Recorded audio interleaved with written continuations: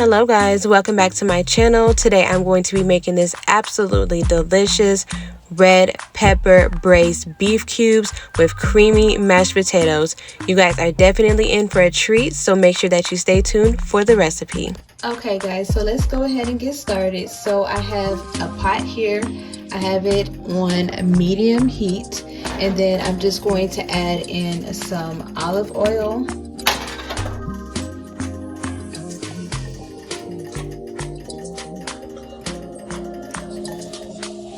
And that should be about 3 tablespoons of olive oil.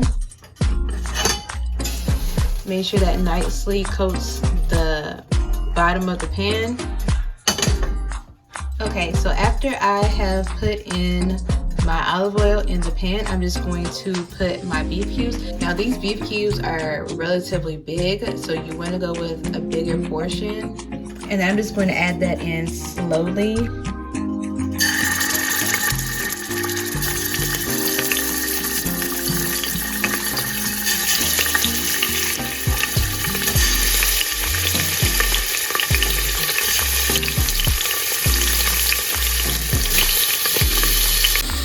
Okay, so while I have the beef cooking, I'm just going to go ahead and start chopping up my red bell pepper. So I'm using a relatively large red bell pepper, and I'm just going to slice these into thick slices. And then I'm just going to slice them in half again, just to make sure that they're not too big. Okay, so now that the beef has had some time to cook, I'm just going to flip it over, nice and brown like this. Okay, next I have a small white onion. I'm just going to cut the back off of that, slice it down the middle, and cut the same way I sliced up the red bell pepper.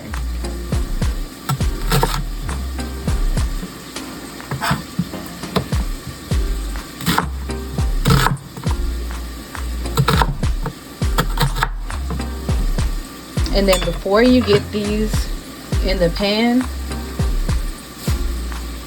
you want to make sure that you break it up, just so you don't have a hard time breaking it up in the pan, because everything is going to be really hot and you're not going to be able to touch it with your hands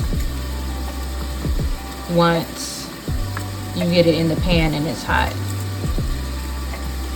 Okay, so next I have some garlic cloves.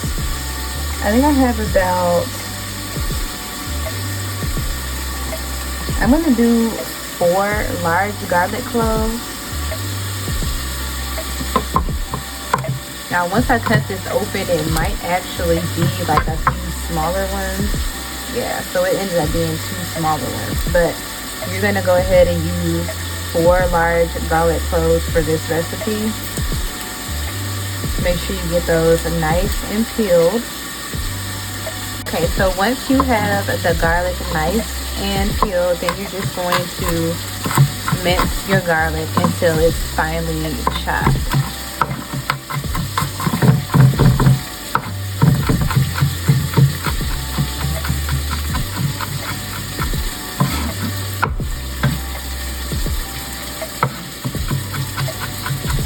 Okay, and once you're finished chopping it should look nice and minced, just like this.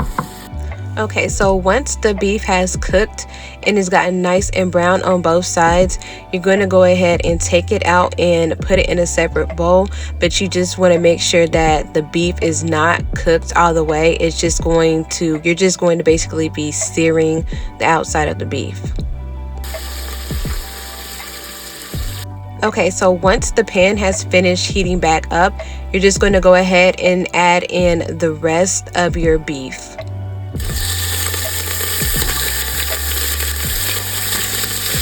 And then you're just going to make sure that the beef is nice and evenly spread out so that it cooks evenly and it browns really nicely. Okay, so once the second batch of beef has browned and it's cooked not all the way through, then I'm just going to add back in the rest of the beef.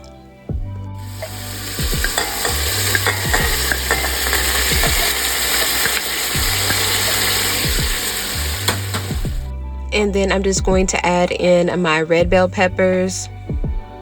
And then I'm going to add in all of my white onions. And just remember that all the peppers and onions are going to cook down a lot. So just make sure that you're mindful of that. And then I'm just going to stir that together.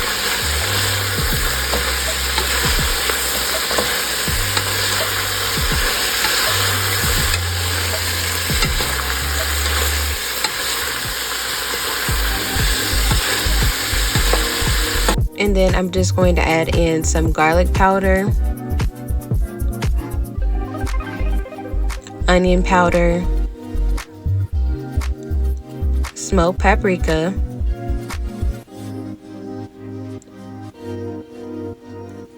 fresh red peppers,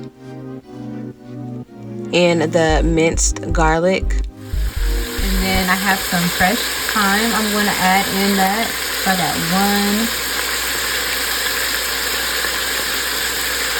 2, 3, four, I would say about 5 stems. These are relatively small, so depending on how big you get yours, it could be about 4 instead. I'm also going to add in some black pepper.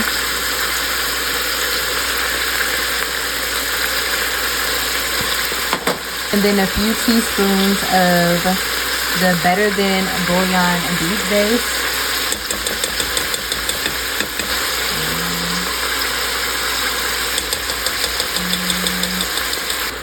Then I'm going to add in about 2 tablespoons of tomato paste.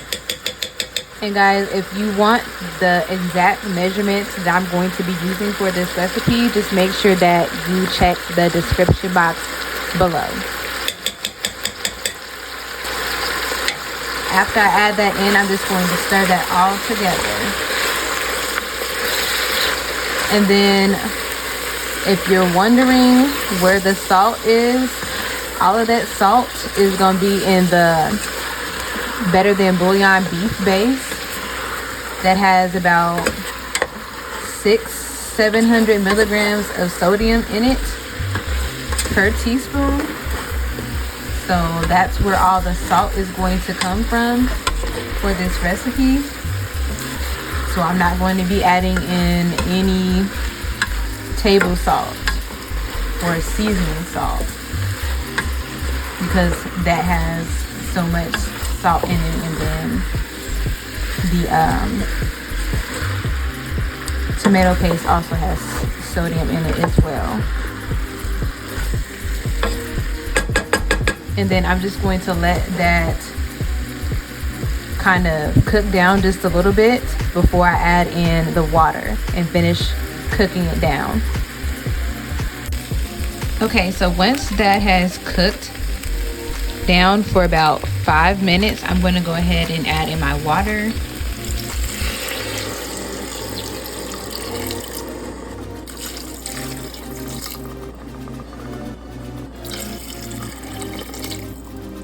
Okay, and then I'm going to add in about 5 dried bay leaves, and then I'm just going to stir this all around. Make sure you get any of that sauce that's on the side as well.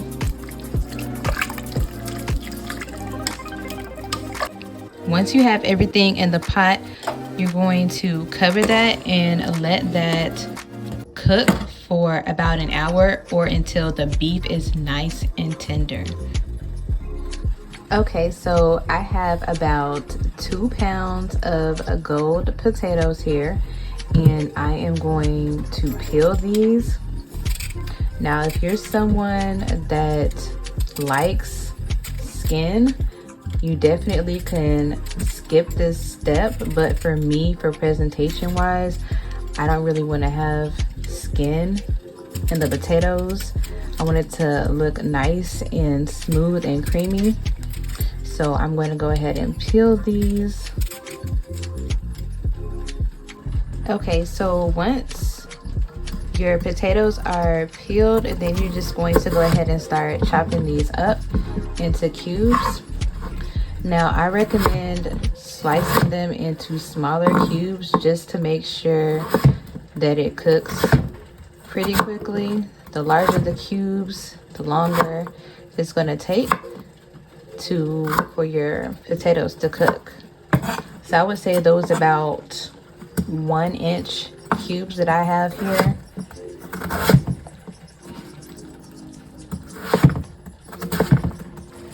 Okay, so I have a large pot here, and I'm starting off with warm water. You want to make sure that anytime that you're cooking potatoes, that you want to put it in water that is comfortable for your hands to touch, because if you put it in there and it splashes on you while it's hot, it's going to make it hotter. It's going to make it harder to transfer the potatoes into a hot pot. So just make sure that it's warm or either cold water that you're putting in the pot. And then I'm just going to stir that around. Now, I'm not going to put in any salt because I'm going to put it in once the potatoes are finished. Now, if you're somebody that's not watching how much salt you're eating, then you can go ahead and put the salt in now. But so I can know exactly how much salt I'm going to be eating, I'm going to wait until after the potatoes are cooked, and when I start making the mashed potatoes, to add in the salt. Okay guys, so it has cooked for quite a while. It hasn't reached its 1 hour cooking mark, but I just want to let you guys know that you want to definitely, sorry about this thing. You want to definitely stir it occasionally throughout the cooking process, just to make sure that nothing sticks to the bottom. And then you just want to be careful when stirring it. You don't want to stir it too hard, because you don't want the beef to fall apart. So just remember that. And then after you stir it, just put the lid back on and let it finish cooking. Okay, so now that the potatoes have fully cooked, I took them out of the pot and drained the water out. I'm just going to add in my butter. I have about a half a stick of butter here, and we'll see if I need to add some more later. And then I'm going to add in my potatoes.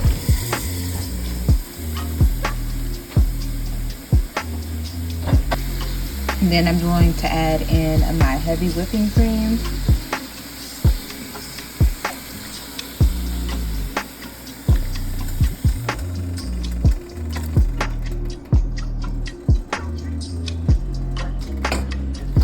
And then I'm just going to start mashing that up.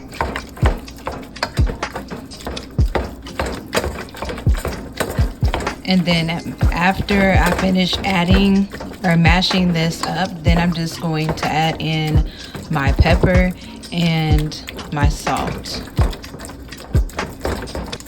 Okay, now that I have my potatoes fully mashed, I'm going to go ahead and add in my salt.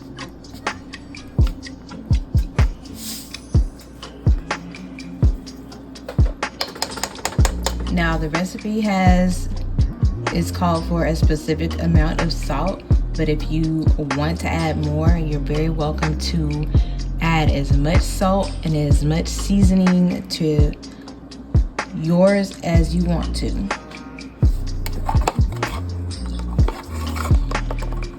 And then I'm just going to add some black pepper in there as well.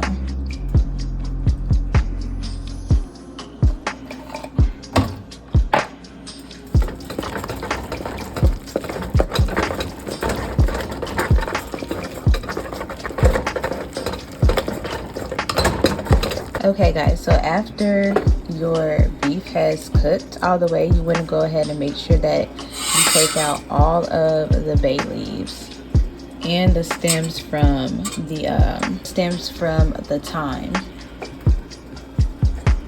Okay guys, so now it is time to plate. I'm going to start off by adding a really nice dollop of mashed potatoes.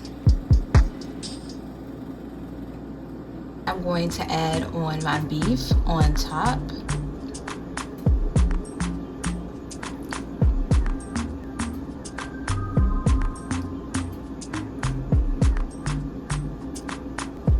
And then you just want to hit it with a little bit of parsley. That looks absolutely delicious. Oh my goodness, I cannot wait to taste. Okay guys, so I'm going to give this a taste. It looks so delicious. Yummy.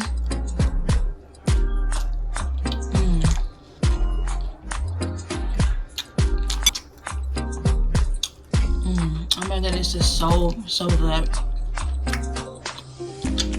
Okay guys, so if you guys enjoyed watching this video, make sure that you give this video a thumbs up, subscribe to my YouTube channel, make sure that you turn on your notifications so you can be notified when I post my next video, and thank you guys so much for watching.